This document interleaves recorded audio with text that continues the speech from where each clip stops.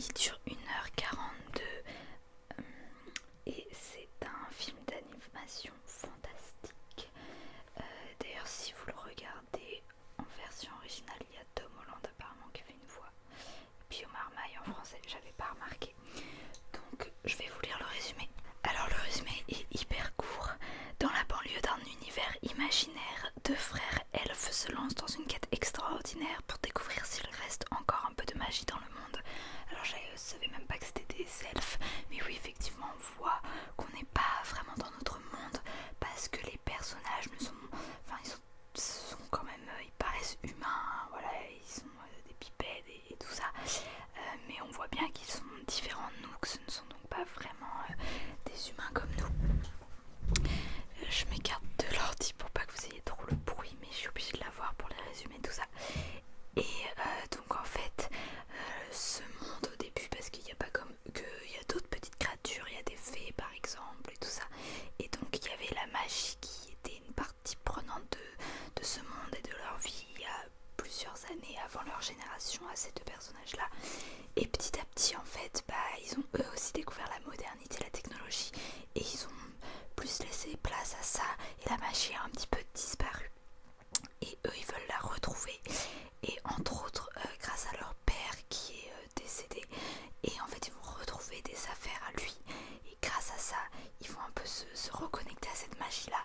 Et dans les deux frères il y a le grand qui lui est très fan de jeux de rôle et de jeux, je sais même plus trop comment on appelle ça là, les jeux de plateau aussi un petit peu, où il y a tout un univers, il y a des gens qui jouent à ça comme Donjons et Dragons, des trucs comme ça. Et donc lui il est à fond là-dedans, et ça se base justement sur des légendes, mais aussi ce qu'il y avait dans leur monde il y a des années sur cette magie là. Donc il connaît les noms, les sorts, comment on les fait, et donc ça va justement leur servir dans leur aventure. Et j'ai beaucoup aimé cette histoire particulièrement parce que déjà ça changeait ces deux personnages masculins, les persos principaux, deux frères. Cette relation là changeait beaucoup, je trouvais, par rapport à ce qu'on peut voir d'habitude dans les Disney. Alors j'ai marqué que c'était violent en termes d'émotion et je sais pas comment on dit, mais c'était émouvant à la fin. Évidemment il y avait quand même beaucoup de défauts parce que c'est un Disney, c'est un dessin animé, et malheureusement je trouve toujours que ça a beaucoup de défauts, que c'est par moments très peu réaliste. Bon là on est dans un autre univers, mais malgré tout, dès le début du coup je me disais c'est un dessin animé, ça va être sympa à regarder, mais je me disais pas je vais le mettre dans cette vidéo parce que ça va pas être fantastique. Mais en fait au fil de l'histoire il y a eu trop de choses qui me faisaient vouloir vous en parler, et qui me faisaient me dire ok il y a des défauts et tout ça, mais il y a beaucoup de choses qui sont vraiment bien, du coup ça prend plus le pas là-dessus. Et il y a de l'originalité par rapport à plein d'autres dessins animés je trouve, donc à choisir vaut mieux regarder celui-là, et il faut le coup vraiment. Donc comme je disais déjà, il y a la relation entre les frères qui est très agréable à regarder, à suivre, et qui en plus je trouve change par rapport à ce qu'on peut voir même dans d'autres choses que les dessins animés. Ensuite il y avait leur famille en général, j'aimais beaucoup, ils vivraient avec leur mère vu que leur père est décédé du coup, et toute la famille entière, toute leur petite relation entre eux, ce petit groupe, c'était super agréable, et les trois persos étaient super. La mère elle était géniale franchement, donc déjà chacun d'entre eux c'était agréable de les suivre, mais leur relation tous ensemble, leur famille était très agréable. Les sortes de petites morales, vous savez, finales et tout ça, je trouvais elle aussi qu'elle changeait de d'habitude, de par ce fait qu'on est sur une histoire avec deux frères, hein, principalement ça changeait un petit peu tout je trouve. L'originalité du coup de l'histoire m'a plu parce que même leur aventure, c'est une aventure, voilà, il y a un peu le schéma classique qu'on apprend tous sur comment se déroule une histoire, mais c'était original par donc les deux frères, pourquoi ils partaient dans cette aventure. Donc il y a toujours un plein de trucs avec un parent décédé, mais quand même ce côté magique, leur univers aussi qui changeait, ce côté avec le jeu, c'est pas Donjons et Dragons mais ce type de jeu quoi, vous avez compris, et qui avait un peu un lien entre le jeu mais la réalité. Le côté aussi un peu historique, et je trouvais que ça faisait très breton. Alors c'est pas breton du tout, il semblerait, pourtant le mec s'appelait Yann, et comme je l'ai regardé en français il le prononçait vraiment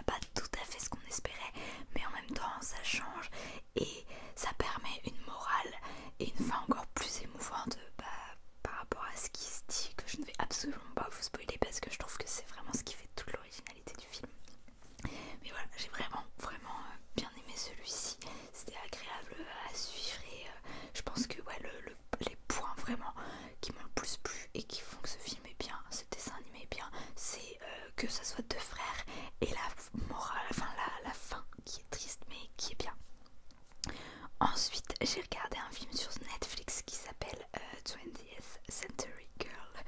Vous aurez les noms, tout ça, parce que la prononciation. C'est un film, alors je suppose coréen, parce que j'ai revu l'actrice depuis et c'était dans un drama coréen, donc je pense que c'est coréen là aussi. Et je vous préviens, c'était super bien, mais alors la fin, elle est horrible. Non mais franchement, voilà, faut que je vous le dise parce que tout du long, t'es en mode c'est mignon, et la fin, mais elle te détruit le cœur, je trouve. Alors ce film est sorti en 2022 et justement l'actrice principale c'est Kim Yoo-jung, désolée je sais pas comment ça se prononce, et je l'ai revue depuis dans une série dont d'ailleurs je vais vous parler dans la prochaine vidéo débriefing de série parce que je suis devenue complètement fan, et du coup je suis devenue complètement fan de l'actrice au passage. Il faut absolument que je la revoie dans autre chose. Alors en 1999, Bora, c'est écrit en deux particules, 17 ans, s'attelle à la tâche la plus importante de son adolescence car l'amitié est plus forte que tout, plus forte même que l'amour. Quand Yeon-woo, son ami, se rend à l'étranger pour être opéré du cœur, Bora promet de surveiller le premier amour de son ami et de lui raconter tous ses faits et gestes.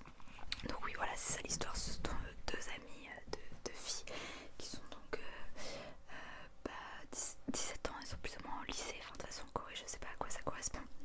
Et il y en a une des deux qui a un problème de cœur et donc qui part aux États-Unis, je crois, ou je sais plus où, bref, pour se faire opérer, et il passe un certain temps. Donc elle se retrouve un peu toute seule, et donc l'autre elle est en crush sur un mec, donc avec sa pote la surveille, bah déjà ça va les occuper l'une et l'autre de se donner des nouvelles vis-à-vis de ça, et donc elle suit ce garçon, mais ce garçon a aussi un ami, donc il va y avoir toute une histoire vis-à-vis de ça. Donc c'est une histoire d'amour, hein, clairement, c'est un petit truc comme ça mignon. C'était une histoire d'amour très mignonne et qui changeait d'habitude, je trouvais un petit peu. Enfin, en y repensant, je sais pas, c'est pas non plus le truc hyper original de la vie, mais je trouvais quand même qu'il y avait une petite originalité, et puis peut-être le fait que ça soit dans une culture très différente et que pour ma part je n'ai pas encore regardé beaucoup de choses venant de Corée. Bah du coup il y a aussi cette manière de faire qui est assez différente, par exemple de tout ce qui est français, américain ou anglais. Après je regarde pas mal de choses thaïlandaises donc ça se retrouve un peu, mais bref, voilà, donc j'ai quand même trouvé que c'était mignon, et même si c'est quand même classique, enfin c'était pas si classique que ça, je trouvais que ça changeait un peu. Les persos étaient super attachants et justement le style coréen dont je parlais était très agréable, moi j'aimais beaucoup, et ouais je pense que quand même ça joue dans le fait que je trouve que ça change, mais du coup c'était très agréable et les persos ouais étaient super attachants. J'ai beaucoup aimé l'actrice et l'acteur principaux qu'on va voir le plus, je les ai trouvés super bien, et ils jouaient très bien ensemble quoi, l'alchimie et tout était vraiment top. Et moi qui aime rarement les persos principaux, en plus dans les trucs d'amour pas forcément, mais là pour une fois j'ai vraiment beaucoup aimé le personnage principal. Et par moments où, des fois je me moquais un peu et tout, c'est rigolo, mais il y a par moments à m'agaver et tout, franchement j'ai beaucoup aimé, et je pense que l'actrice, c'est peut-être aussi grâce à elle, mais voilà, j'ai adoré. Et donc ce que je vous disais tout à l'heure, j'ai marqué, vu que je prends des notes du coup tout de suite maintenant quand j'ai vu le film, j'ai noté spoiler, la fin est beaucoup trop triste et horrible. Je m'attendais pas à ça, mais alors pas du tout, pas aussi triste. Je m'attendais à un truc un peu un peu bon bah c'est dommage et tout, et c'est un peu triste par rapport à l'histoire d'amour, mais alors pas du tout à ce point là. Et en plus ce que je m'étais imaginé, bon bah on peut pas rattraper le temps et ça aurait été quand même triste, mais ça serait bien fini. Et là en vrai, je vais pas trop vous spoiler, mais la fin, comme je vous dis, elle est hyper triste et horrible, donc elle est pas super quoi. Enfin je veux dire, ça finit pas très très bien.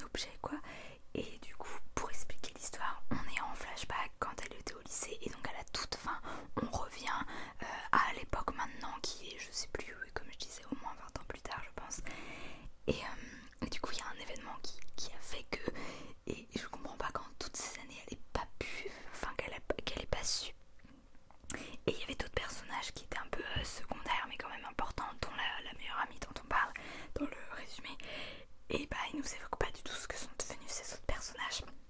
Est-ce que ils ont su, pourquoi du coup s'ils l'ont su, pourquoi elle est pas au courant, est-ce qu'ils l'ont pas su, enfin du coup ça c'était un peu dommage de pas savoir ça.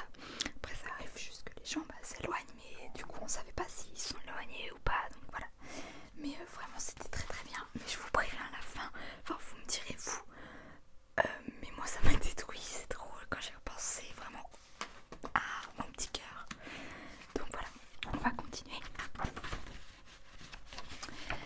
Alors les deux prochains ce sont des DVD que j'ai empruntés à la bibliothèque, donc je ne sais pas où vous pouvez avoir accès sinon pour les avoir autrement qu'en DVD. Le premier que je vais, enfin le prochain là dont je vais parler est un peu plus ancien, donc peut-être que vous pouvez le trouver en streaming ou quoi. Ça s'appelle The Age of Adaline et d'ailleurs c'est avec la superbe actrice que tout le monde connaît je pense, Blake Lively, ouais, je sais pas trop comment on dit. Et d'ailleurs celui-là elle est très bien, enfin je la trouvais très très bien. Alors le résumé, Adaline avait toutes les caractéristiques d'une jeune femme normale. Elle aurait dû connaître les péripéties de la vieillesse, l'eau de tout un chacun.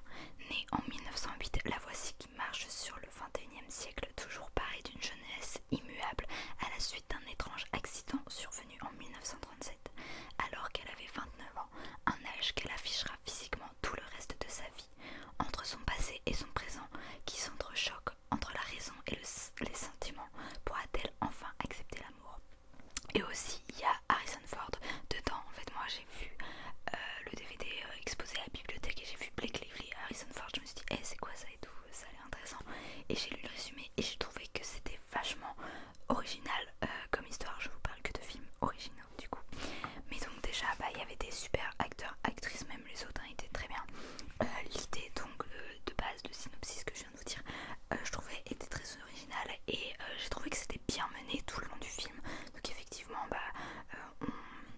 en fait pareil dans ce film, on est, alors c'est pas exactement, c'est pas comme je vous disais, le film est un peu plus vieux, il date de quand, 2015, et je me demande bien si dans le présent de ce film on n'est pas encore un peu plus tôt, mais donc on est dans le présent et pour nous expliquer un peu tout, on vient à un moment, on va avoir des flashbacks qui vont nous expliquer l'histoire donc de Adaline qui est née en 1908, on va voir un peu sa vie jusqu'à ses 29 ans, puis on va voir ce fameux accident et il y a totalement une explication sur le pourquoi du comment et qui dit ensuite c'est pour ça que après elle va pas vieillir, voilà.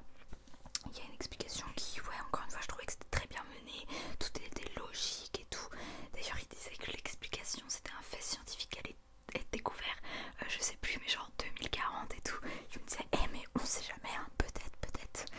Donc ouais, bien mené, très bien, très très intéressant du coup. Au début quand j'ai vu le résumé, vu l'image du DVD, je me suis dit tiens ça va être comme ci comme ça par rapport à l'histoire d'amour, parce que il y a toute cette histoire de mystère et tout, de faits scientifiques et de femmes qui ne vieillissent pas, mais il y a aussi évidemment toute une histoire d'amour qui tout du long du film quoi. Et je me suis dit ah ouais ça va se passer comme ça et tout, et en fait quand j'ai regardé le début du film j'ai dit ah mais non c'est bon j'ai compris, et c'était bien mieux parce que c'était beaucoup plus original.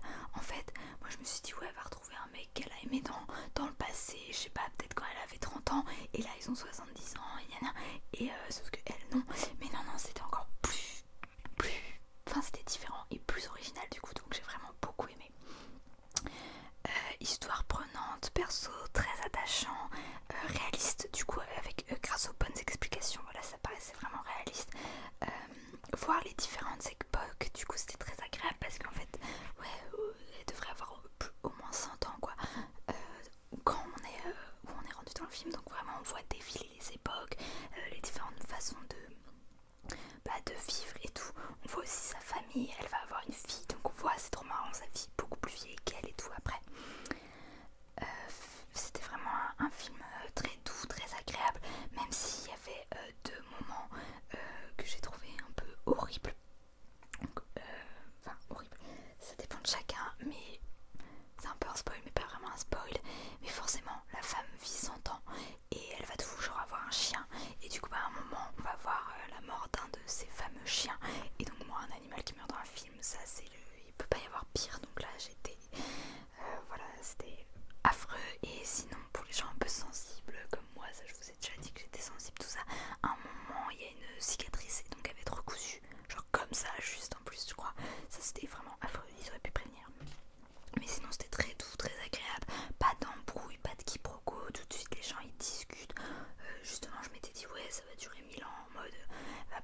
expliquer ce qui lui arrive et tout. Et en fait non, c'était vraiment très bien, les gens se parlent et s'aiment profondément. Ouais, il y a toute une famille qui rejoint le truc en gros, enfin je veux pas vous spoiler mais c'était vraiment super bien. Et le fait qu'il y ait ces explications, que ça soit bien mené, qui rendait tout réaliste, ouais franchement j'ai vraiment adoré ce film, c'était vraiment très très bien. J'ai pas vraiment de défauts à donner. Voilà, donc le dernier film dont je vais vous parler c'est un film français. D'ailleurs gros défaut pour ça, ils fument tout le temps. Évidemment, film français, ils passent leur temps à fumer. En plus c'est dans le monde médical donc ça me dérange particulièrement. C'est le film Sage Homme qui est sorti en 2023, il y a presque un an. Je suis moins en retard, mais dès que j'avais entendu parler du fait qu'il allait sortir, le speech et tout m'avait vraiment, le pitch et tout m'avait vraiment donné envie. En plus, je sais plus comment, mais j'en avais entendu parler aussi parce que Théodore le youtubeur joue dedans. C'est pas pour ça que je l'ai regardé, mais du coup j'en avais entendu parler particulièrement et ça m'avait vraiment donné envie.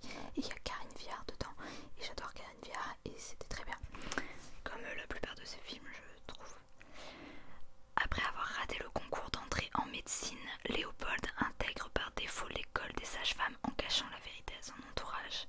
Parce qu'en fait, oui, quand tu fais médecine, à la fin il y a un classement et du coup en fonction de ton classement tu peux choisir vers quoi tu te diriges. Et si t'es à la fin, tu prends les places qui restent. Donc lui, il a décidé de partir finalement pour sage-femme, surtout que tu fais genre 2 ans et après t'as une passerelle pour retrouver médecine et vraiment le faire si tu veux. Donc lui c'est ce qu'il se dit, il se dit bon finalement je vais faire ça, pas le choix, et je récupérerai médecine dans 2 ans et comme ça je n'en parle pas à ma famille, ils se rendront pas compte. Alors qu'il s'engage sans conviction dans ce milieu exclusivement féminin, effectivement dans sa promo il est le seul mec.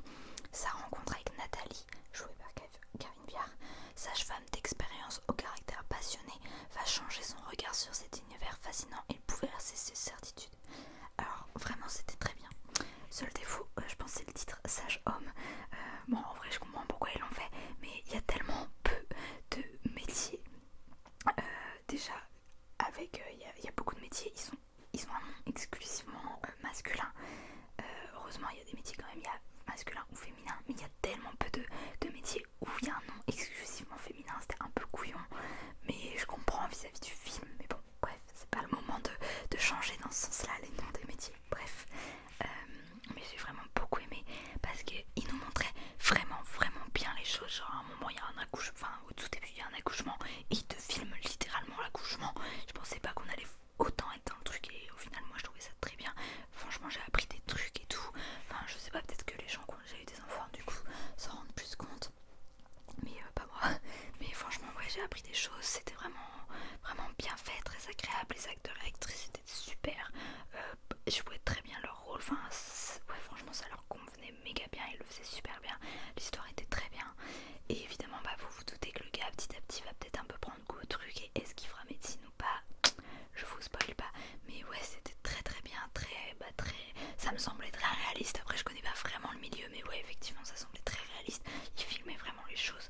J'ai regardé ça avec ma mère qui m'a quand même confirmé qu'effectivement ça semble, enfin c'était assez réaliste, donc j'ai bien aimé. C'est pas documentaire mais ouais on était vraiment dans le truc, c'était très bien. Le fait que ce soit médical et tout, il n'y avait pas de moment vraiment dégueu ou auquel j'étais sensible. Moi il y a un moment j'ai cru, du coup j'ai pas regardé, mais ma mère m'a dit non mais en fait il se passe rien, enfin à ce moment là on voyait pas spécialement quelque chose, donc au cas où je préviens pour les gens, vous pouvez y aller, hein, c'est enfin j'allais dire c'est soft.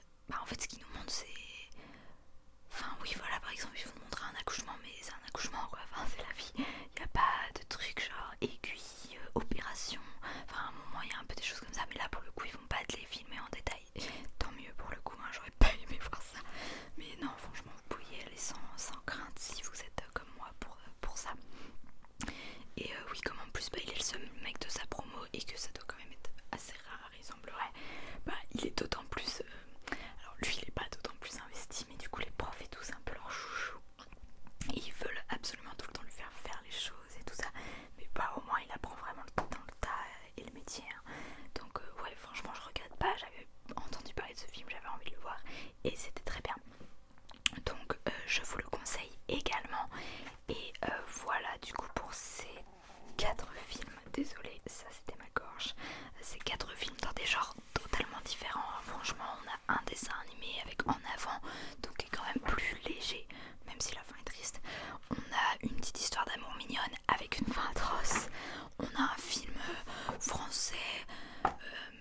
je sais pas trop